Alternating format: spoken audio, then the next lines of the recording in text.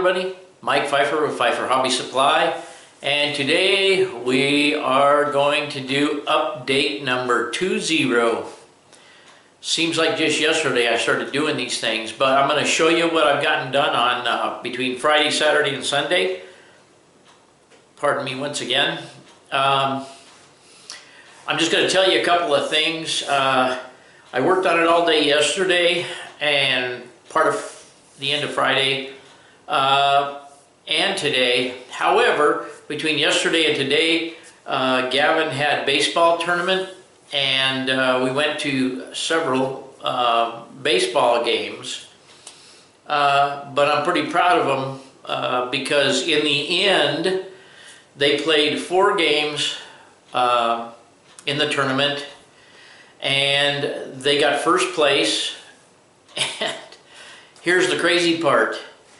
Between 4 games, the total score between them and all of the other teams was 51-6.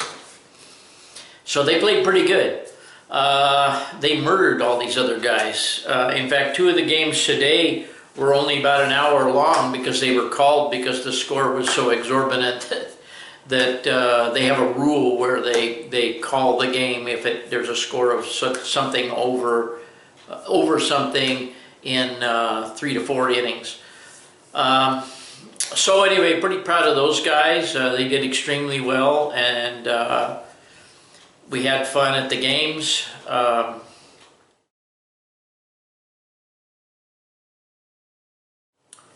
I don't think I have anything else to share with you. If I do think of something, there was something else I was thinking about, but I can't, my brain is just faded away. But anyway, let's get on with this one. Okay, so that is how the upper level will be supported.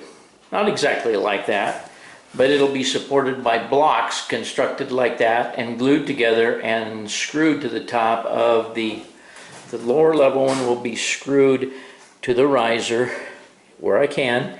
This one will be glued to it, and then the top will just sit down on that, okay?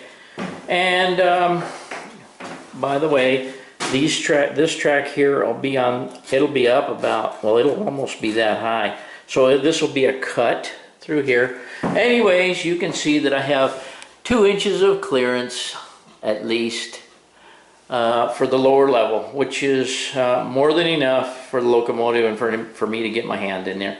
So that's how it will be done. This is obviously not the piece that goes there, but you get the idea.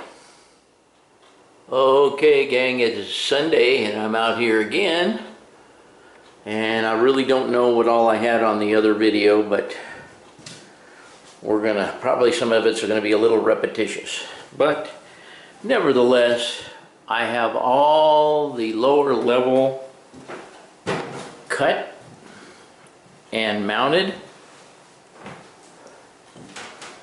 and you can see that I have my joints glued up, and they are strong. They are really strong. And I have this piece cut, which I'm sure was not in the other video, to approximately where it needs to be. So now you can see what's going on here. I came out earlier this morning and put foam tack on this guy, and it goes underneath this joint. That'll be the last joint that requires glue.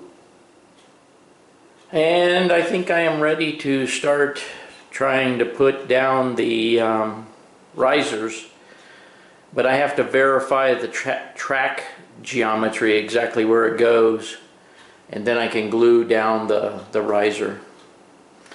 But we're going to attempt some of that this morning. I don't have a lot of time today. We're going to take the dogs for ice cream again, or we're going to be going to a baseball game. Gavin's in a tournament, and we don't know whether they'll make it to that round. But the chances are probably pretty good because last night they won 20-0 in 2 innings. But I felt bad for the other guys. They were young guys, and they were in the tournament for experience, but they just didn't have a chance last night. And I just felt sorry for them. The runs just stacked up against them. But anyways, I did get a lot of the pictures hung up. I think I showed you that. Moved my tools down there out of the way. This is the foam I've got left going on here, and I'm going to get started. And by the way, I've mentioned it before, but that foam tack glue right there is killer. That is some good stuff. What you do is you put it on and you wait for it to gloss over. I think you can see the gloss on there, and that is sticky to itself. So when I put it up underneath there, it's going to be there. So anyway, that's it for this morning. Okay gang, this is how the incline and decline set comes, and it basically goes from 0 to 4 inches, and that's exactly what I need to get to. And in 16 feet I should make it from there to 0, way down there, right about where it goes under itself, which was the plan. And I know that that track is going to work because I already had this one laying here, and I know it will fit the riser. So we're going to start here and go decline that way in the very back.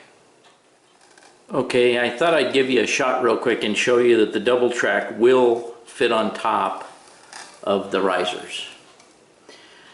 So that's just a reference.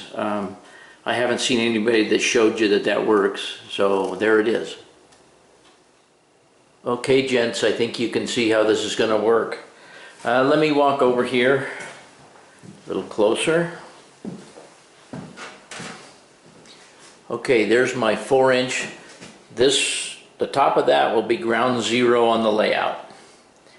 As you can see, it goes around at 2%. That's all glued down with foam tack. It goes to 0 right before it goes under itself.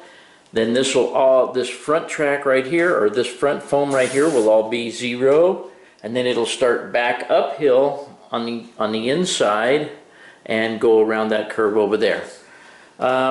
You can see how the risers are going to work. I just cut little strips of foam, and I foam tacked the bottom side, and then I ran some screws down in it to just hold them in place for now. Then I will likely, hold on 1 second, I'll be right back. Okay, then I will stack the same length foam on each one of those, like so, with foam tack. And then I believe you can see how the other 2-inch foam will go on top of here. Hang on a minute, again. So then the sheet foam will lay on top of that. And you can see that that gives me 2 inches of clearance here at everywhere. The foam will only go back to this edge back here, and the yard will be out here, and then there will be scenery up over this or something. I'm not exactly sure what, but that will be exposed all the way down. And then I'm not sure what's happening out here at the front edge, so we're not too concerned about how far the foam is going to go out there yet. The top foam will just be, once it comes out to here, it will just be self-supporting out here at the edge. I may glue a piece on the end. I don't know how I'll support it, or if I need to support it. Once the fascia's on there, it'll work like it's supposed to. There you can kind of see, if I get down at level, you can kind of see how the 4-inch and the 4-inch come together there. And that's how it's going to be done. Okay, I just gently laid these 2 pieces of 2-inch foam up there, and you can see how that will wind up being the ground 0 on the layout. Okay gang, So here we have it. This is the sum of what I had been doing.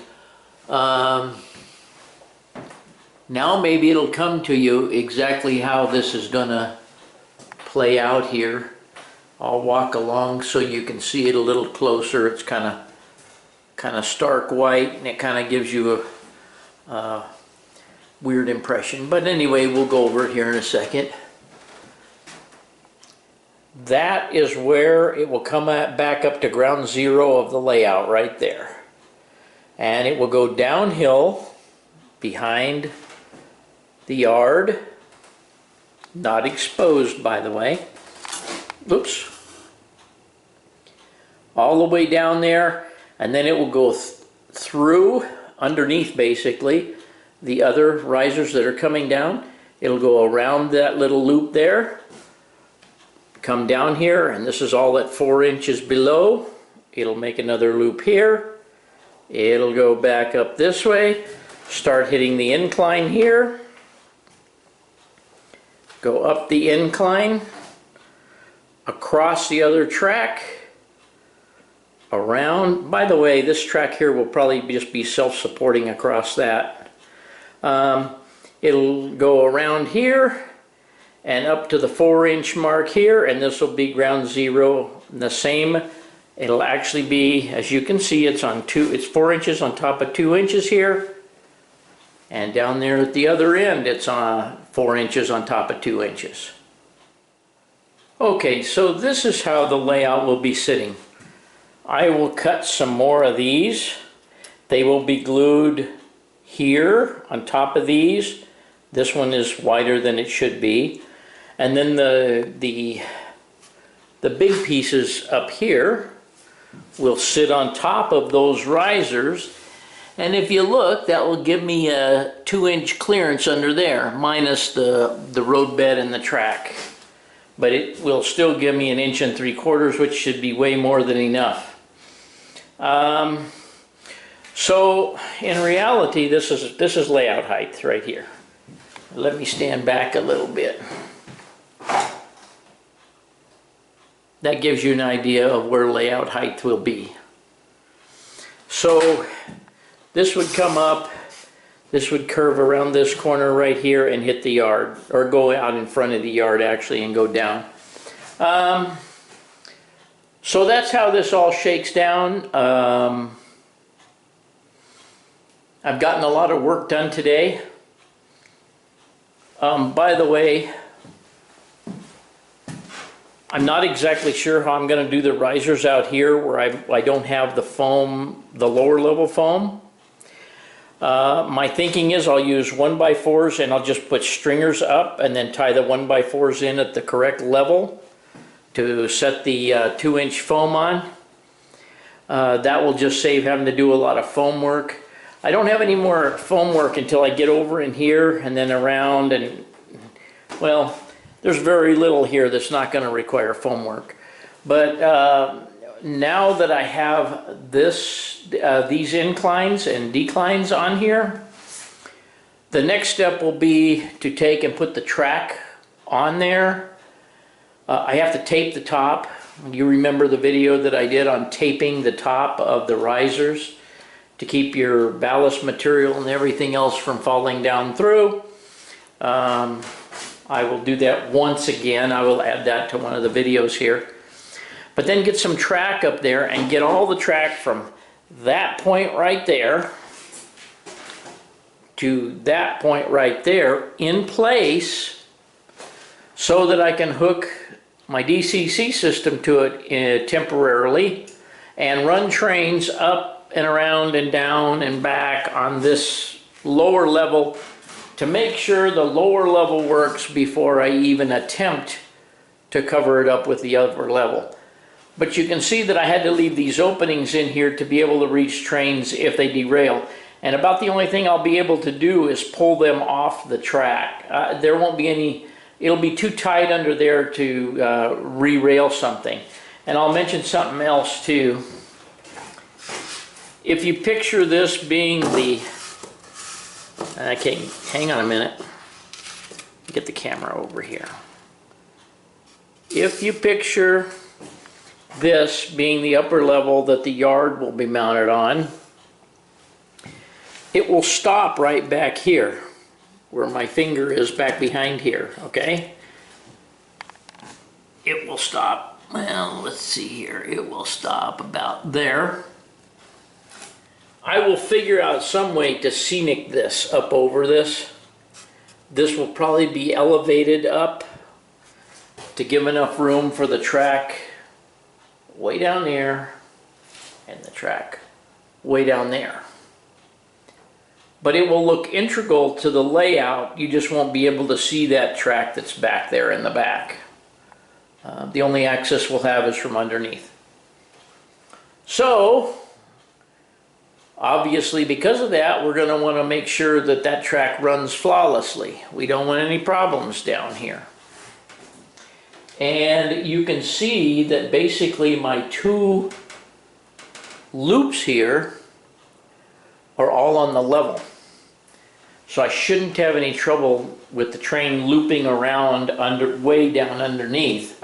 And I shouldn't have any trouble with it going up and down because it's all straight. If I have any trouble, it'll be on the curve here, back to there, or that curve from about there to there. And if I do have trouble there, I have access to get there. So I think it's going to be pretty reliable. I think it's going to work. You guys can give me your feedback or whatever you feel like doing. And that's probably going to be it for today. I think I've already taken videos of the pictures and stuff on the wall. I wanted to get those up there just because I didn't want to have to struggle over the layout to get to those later on. Okay, everybody, hope you enjoyed the progress report. And as usual, thanks for watching.